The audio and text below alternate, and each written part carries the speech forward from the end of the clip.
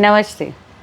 पुराण काल अनुसार जो तिल का महत्व बताया गया है या तो अन्नदान का जो महत्व बताया गया है कि अन्नदान कितना महत्वपूर्ण है। वैसे हम सभी समझदार हैं, हम हमेशा कुछ ना कुछ कोशिश करते कि हमारे द्वारा किसी को मदद मिल सके, लेकिन ऐसा हमारे पुराणों में एक वर्णन किया गया है कि एक ब्राह्मण स्त्री थी कि जिसने बहुत सारे बहुत धार्मिकता से उसने पूर्ण व्रत संपादन किए थे, पुण्य व्रत किए थे और हर प्रकार के सभी चीज़ें जो भी एक धार्मिक चीज़ों में आती है वह सब वो फॉलो कर रही थी। परंतु यह स्त्री ने कभी भी अन्नदान नहीं किसी को किया था। वह अपने ही कोष में रह के पूजा पाठ करती थी, व्रत संकल्प करती थी और अपने लिए ही खाना बना के खाती थी और उसने कभी किसी को अन्नदान का डोनेशन नहीं किया था। तो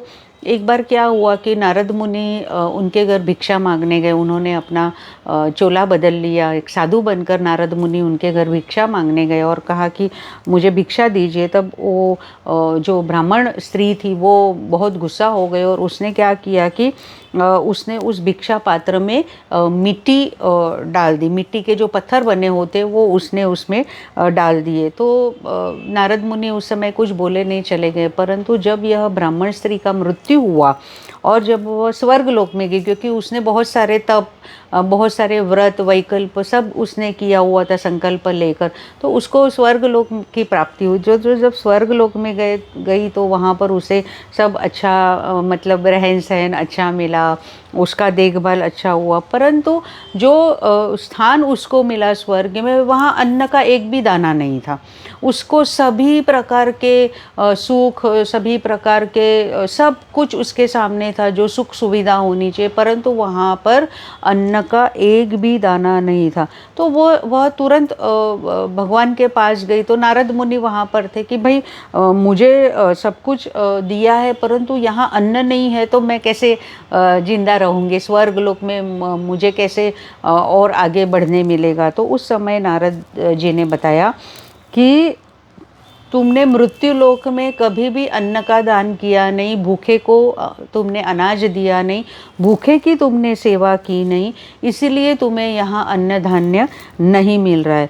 तो अब तुम अपने ये बड़े घर में व्रत करो, वैकल्प करो और अंदर आराम से बैठो, परंतु तुम्हें किसी प्रकार का अन्न मिलेगा नहीं। तो अन्नदान का कितना महत्व है। अगर अन्न है तो हम हैं, क्योंकि हमें ज़िंदा रहने के लिए आवश्यक है, एक जो पानी ज़रूरी होता है, अन्न ज़रूरी होता है, ठीक है। तो इनको बाकी सब चीज़ें मिल गई लेकिन अन्न नहीं मिला है। तो उसके बाद फिर जो देव स्त्रियाँ होती है वो उस ब्राह्मण स्त्री के पास गई और उसे महत्व समझाया कि अन्नदान का क्या महत्व होता है। और उसके पास से उन्होंने एक ऐसा व्रत करने के लिए किया कि आप हमेशा एकादशी वाले दिन पे आप हमेशा अन्न का दान करोगे तो आप यह जो दोष लगा है अन्नदान ना करने का वह आपसे हट जाएगा और फिर आपको अन्न की प्राप्ति होगी।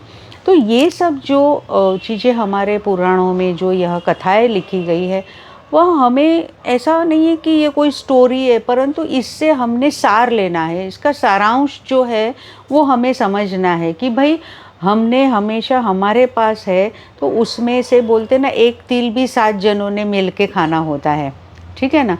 तो हमेशा जो हमारे पास है वो मिल बांट के खाना चाहिए। और अगर हमारे पास ज़्यादा भी है और हमारे पास कम भी है तो भी ऐसी कोशिश करनी चाहिए कि हम कुछ अन्न का हिस्सा हम किसी को दे पाए। कितना अनाज वेस्ट होता है। तो अन्नदान सबसे बड़ा दान है। पुण्य पाप ये सबसे भी ऊपर यह सब दान है। तो ज़रूर अन्नदान करने की कोशिश करिए और हमेशा ही करना चाहिए। परंतु अगर एकादशी वाले दिन आप अगर अन्नदान करते हो तो आपको उसका अधिक महत्व और अधिक पुण्य प्राप्त होता है। धन्यवाद।